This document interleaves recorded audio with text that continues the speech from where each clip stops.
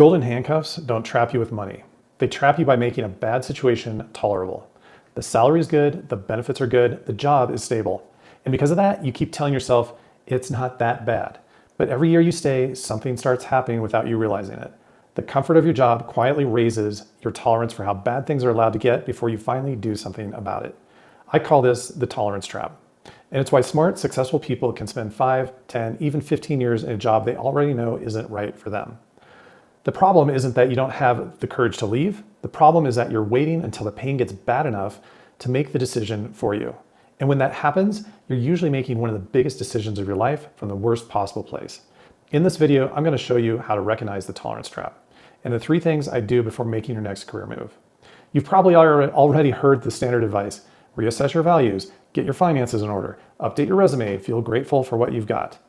Hey, but if that advice were enough, you probably wouldn't still feel stuck.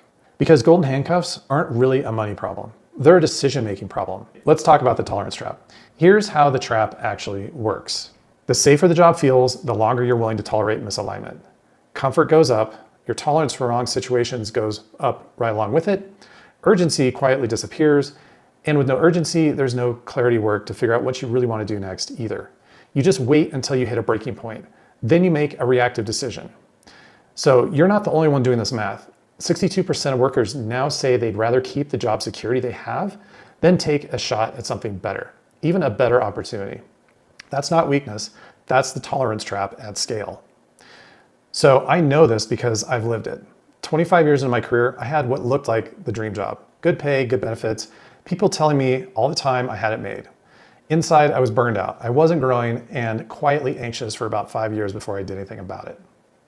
My breaking point was when I had to fire a senior employee alone after the director, who promised to back me up, walked away at the last second. That was it. Enough was enough for me. I didn't choose that moment. Pain made the decision for me. So I jumped straight into an outside sales role in an industry that was wrong for me from day one. My new boss introduced me to a room full of strangers as a 200-pound gorilla in the room. That was our first sales meeting, the first meeting I ever went to. From there, it just got worse. Clients treated me like I was back in high school. I didn't escape the job. I just changed zip codes on the same problem. The second time, I stayed too long for a different reason. Fear of making a second mistake that big. A life coach finally walked me through the work I'd skipped the first time. Values, strengths, what actually fit me, not a job search, clarity first. Here's what both of those exits taught me.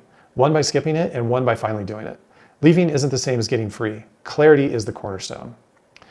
So let's talk about the path. There's 3 things to do before you move. Number 1 is the tolerance trap check.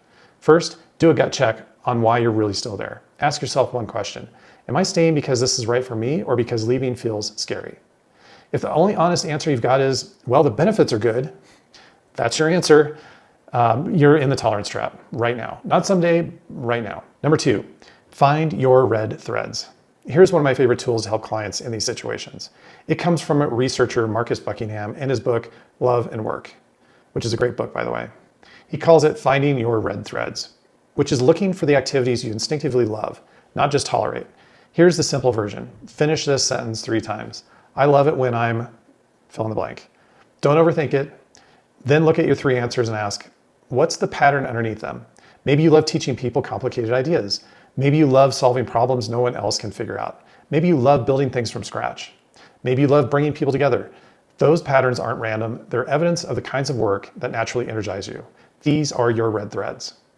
Number 3, build your North Star. Now turn your values and your red threads into a filter for your next move.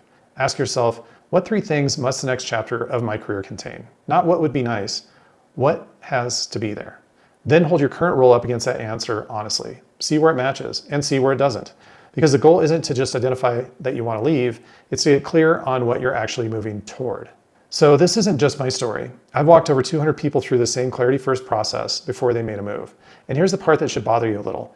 About a dozen of them skipped that step anyway. They went out and eventually got another job just to get out of their current job. Then about a year, sometimes 2 years later, they came back to me telling me it wasn't the move they thought it was. They didn't fail because they made a bad decision. They failed because they never actually made a decision. Fear did. So golden handcuffs were never really about the money you lose by leaving. They're about the years you lose by waiting. And I'm not telling you to walk into work tomorrow and quit your job. I'm telling you to stop waiting for your breaking point to decide for you. Get clear first, then make the move from clarity instead of fear. And if you want some help doing that, I put together a free clarity starter kit that will walk you through the first steps we talked about in this video.